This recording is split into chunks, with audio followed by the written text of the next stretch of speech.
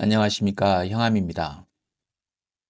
오늘은 실전사주 세 번째 시간으로 자신에게 시비 거는 사람의 가랑이 사이를 네 발로 기어서 통과한 남자, 토사구팽, 다다익선의 고사성으로 너무나 유명한 한나라 고조 유방의 대장군, 한신의 사주에 대해 이야기하고자 합니다.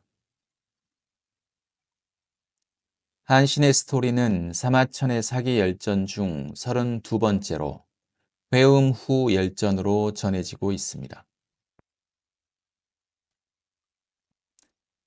다다익선이란 고사는 다들 아시다시피 유방과 한신이 군대를 통솔하는 사이즈를 논하면서 폐하 당신은 10만 명 정도가 한계치이지만 나 한신은 많으면 많을수록 좋아라고 했다는 이야기인데요. 그야말로 객기 넘치는 발언이라 하지 않을 수 없습니다. 이 말을 들은 유방은 아니나 다를까 그러면 그대는 어째서 나에게 사로잡혔소? 라고 뼈있는 물음으로 되받아칩니다. 이에 한씨는 폐하는 장수를 거느릴 수 있는 분이고 하늘이 내린 바이니 이는 사람의 힘으로는 어쩔 수 없사옵니다 라고 답하여 정말이지 극적으로 상황을 모면하게 됩니다. 이것이 철저하게 계산된 한신의 모략인지 임기응변의 기지가 발휘된 본능적인 위기 탈출이었는지는 현장 상황을 보지 못해 알 수는 없으나 장량이 유방의 관상에 대해 장경오회의 상이라 했는데 다시 말해 긴 목에 까마귀 부리와 같은 입을 가진 이 양반은 고생은 함께 해도 복을 같이 누릴 상은 아니다라고 평가한 것으로 미루어 짐작컨대 한신의 자뻑에 가까운 저 발언은 제 개인적 사견으로 유방의 영린을 건드리기에 모자람이 없었을 것으로 보이며 이 한 번의 위기는 무사히 넘겼으나 한씨는 이때부터 유방에게 제대로 찍혔다에 세 표를 걸겠습니다. 다음으로 토사구팽이라는 성어는 한신에 앞서 살았던 춘추시대 월나라 재상 범녀가 와신상담의 주인공으로 알려진 잘난척 대마왕 월왕 구천의 싹수가 영 틀려먹은 것을 예견하고 동료 문종에게 동반사직을 권하는 말에서 유래했다 하는데 한신이 초나라 왕이었을 때 영모죄로 유방에게 잡혀가는 상황에서 장탄식과 함께 내뱉은 말이라 합니다. 어찌된 일인지 모반 사건임에도 불구하고 유방은 한신을 죽이지는 않고 초나라 왕에서 회음 후로 그의 지위를 강등시키는 선에서 사건을 마무리하는데요. 아마도 유방에게 쓰라린 패전의 아픔들을 선사했던 항우의 대장군 종림의 수급을 한신이 손수 가져다 바친 덕분이 아닌가도 생각됩니다. 명목상으로는 초나라 왕이었으나 패권을 거머쥔 유방과의 신경전 속에서 의문의 일패들을 정립해가던 한신이 자신에게 신병을 의탁한 종림회를 자결케 하여 그의 목을 유방에게 가져다 바친 이 문제적 처신은 비판론이 매우 비등하지만 한신의 입장에서는 이 계급 강등이 한편으로 죽음보다 더한 치욕일 수도 있었겠다는 생각도 듭니다. 공직에 계신 분들이나 계셨던 분들은 이런 상황을 더 잘 이해하시리라 생각합니다. 어쨌든 이후 한신은 병을 핑계로 조회에 나가지도 않고 유방을 원망하며 불평불만의 세월을 보냈다 합니다. 이런 와중에 급기야 진희라는 사람과 찐 모반을 모의하고 진희가 외부에서 모반을 일으키면 유방이 이를 진압하러 나간 사이 내부에서 호응키로 하였는데 이 중차대한 시점에 한신의 가신 중 한 사람의 동생이 유방의 본처 여태후에게 한신의 모반 계획 전반을 고변하고 맙니다. 여태후는 유방이 총애하는 애첩의 손발을 잘라 돼지우리에 살도록 던져버렸을 정도로 성정이 유별난 여인이었는데, 여태후는 진이의 모반은 진압되었고 진이는 처형되었다는 가짜 뉴스를 신속히 배포하여 한신의 입궁을 유도하여 손쉽게 체포한 후 그의 목을 베고 뒤이어 곧바로 한신의 삼족을 멸했다 합니다. 항우의 죽음도 그러하지만 일세를 풍미했던 영웅의 최후치고는 참으로 허무하고 괴기스러운 결말이 아닐 수 없습니다.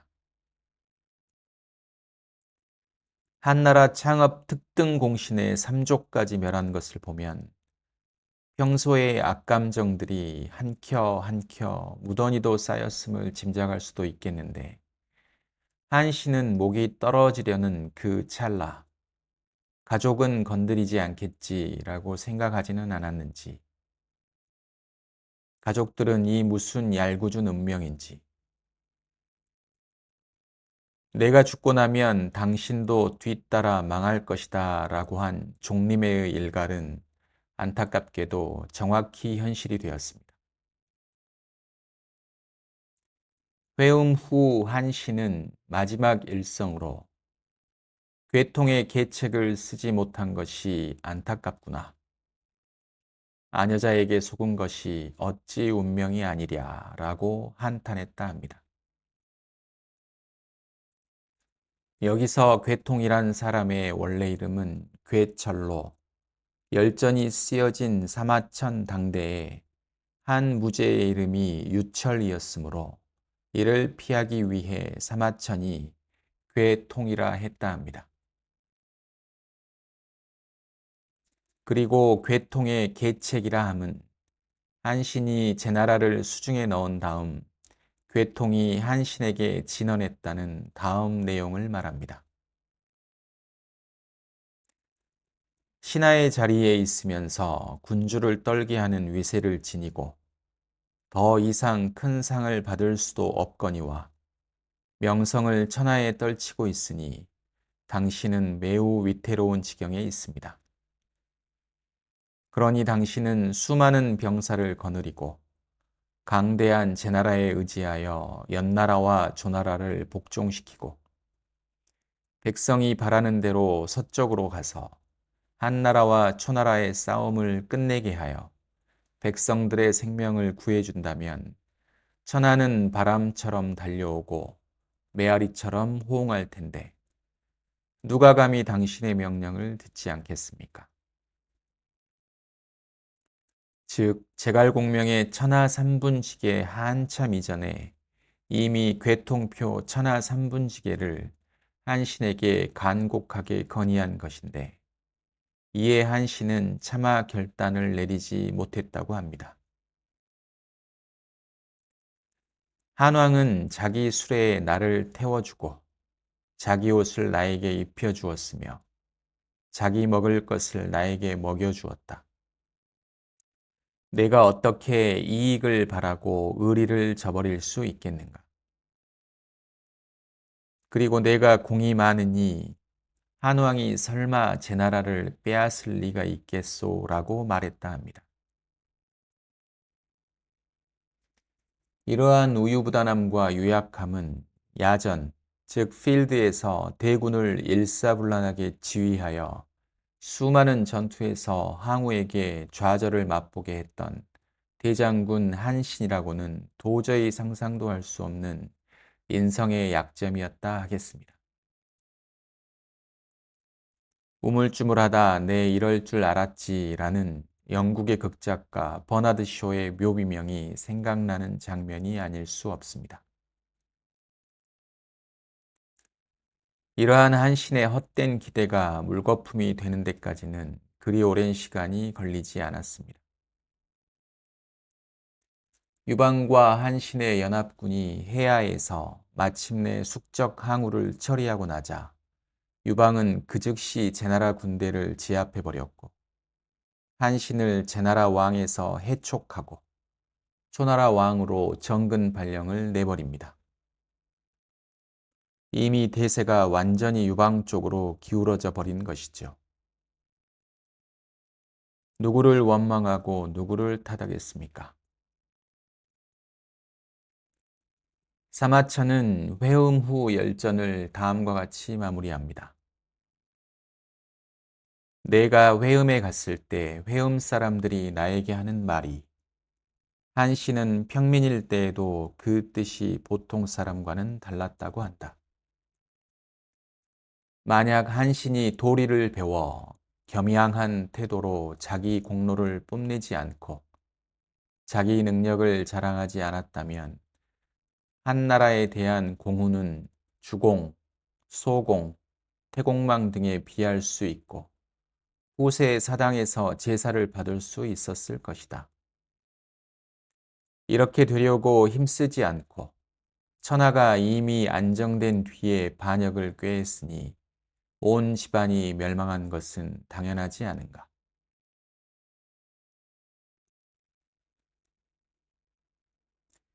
자, 그럼 이제 오늘의 주인공 회음 후 한신의 사주를 보시겠습니다.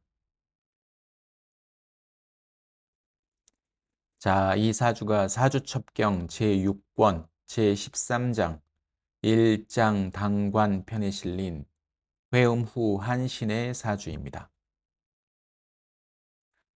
먼저 일장 당관이란 멋진 장군 한 명이 사주 원국에서 때를 지어 나를 괴롭히고 해치려는 자들을 제압함을 말하는데 그 일장이 신주를 보호하여 사주 전체의 밸런스가 무너지지 않도록 하는 중요한 역할을 수행한다는 뜻입니다. 단, 이 일장은 반드시 하나만 있어야 하고 신주를 해하려는 오행은 반드시 국을 이루거나 천간에 투출되어야 한다는 조건을 갖추어야 합니다.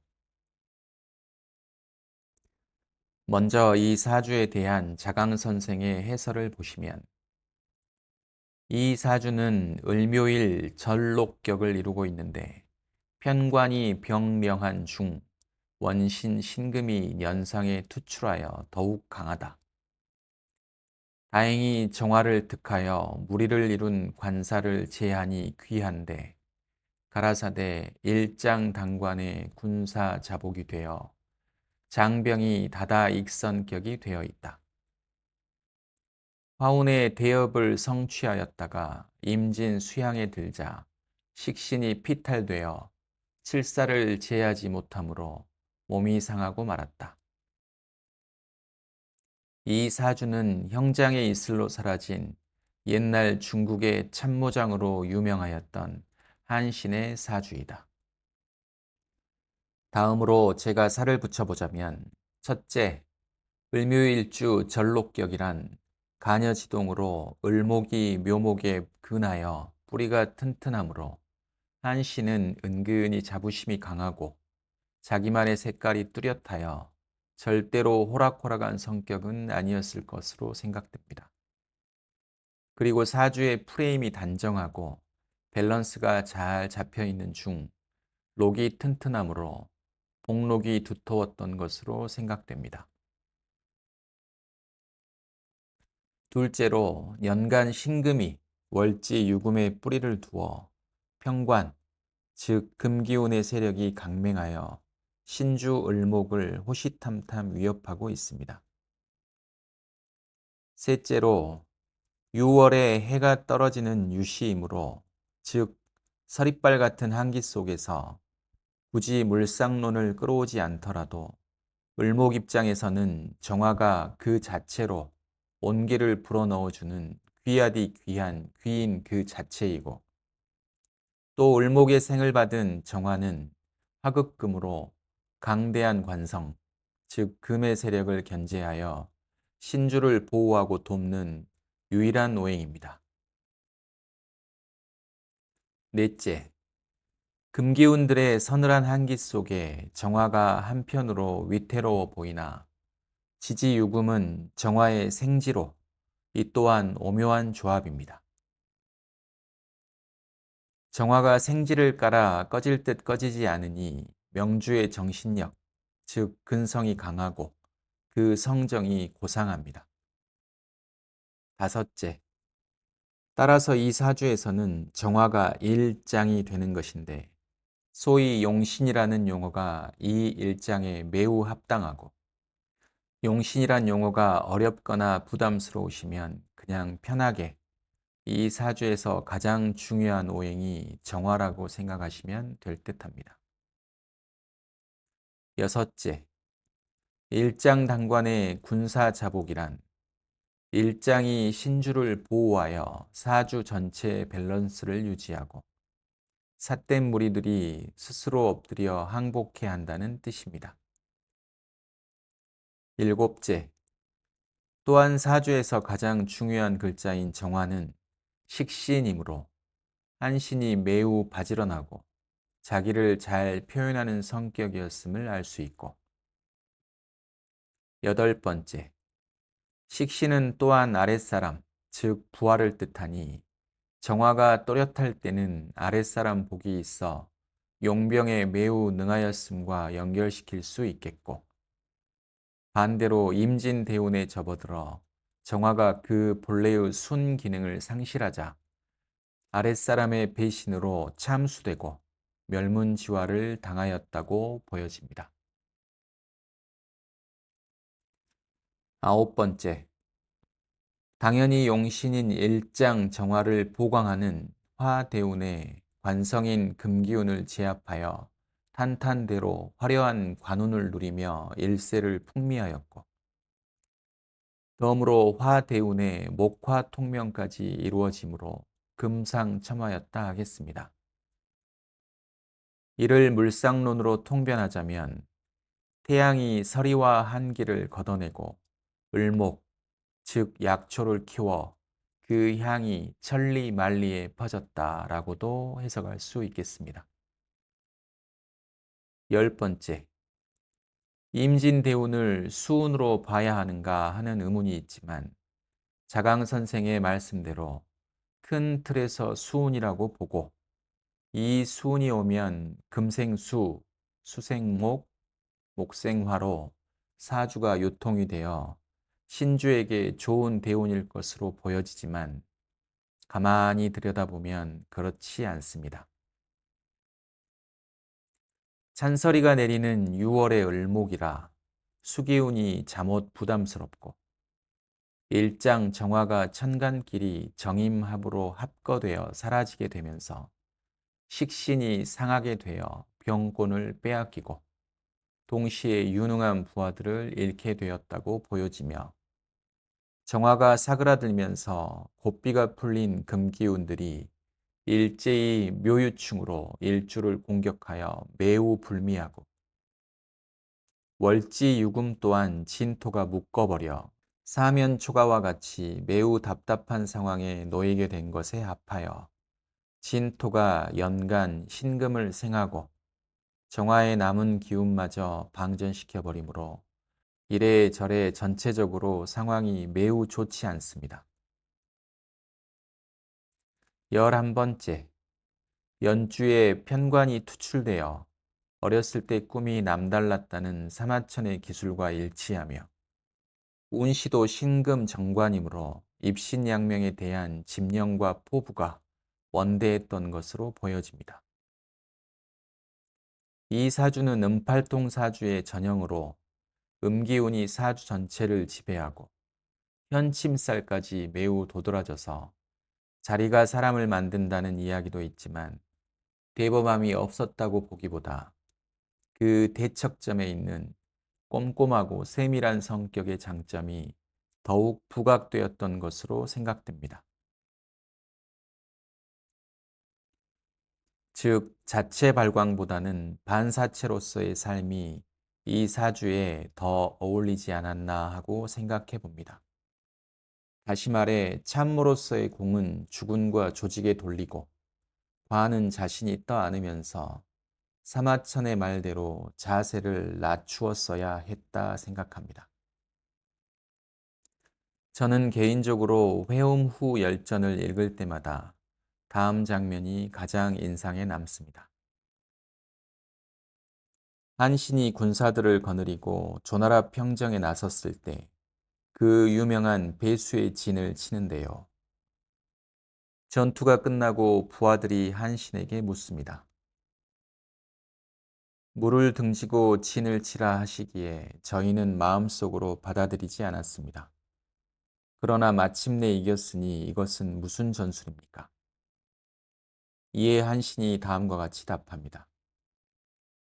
병법에는 죽을 곳에 빠뜨린 뒤라야 비로소 살릴 수 있고 망할 곳에 둔 뒤라야 비로소 멸망하지 않을 수 있다라는 말이 있잖소.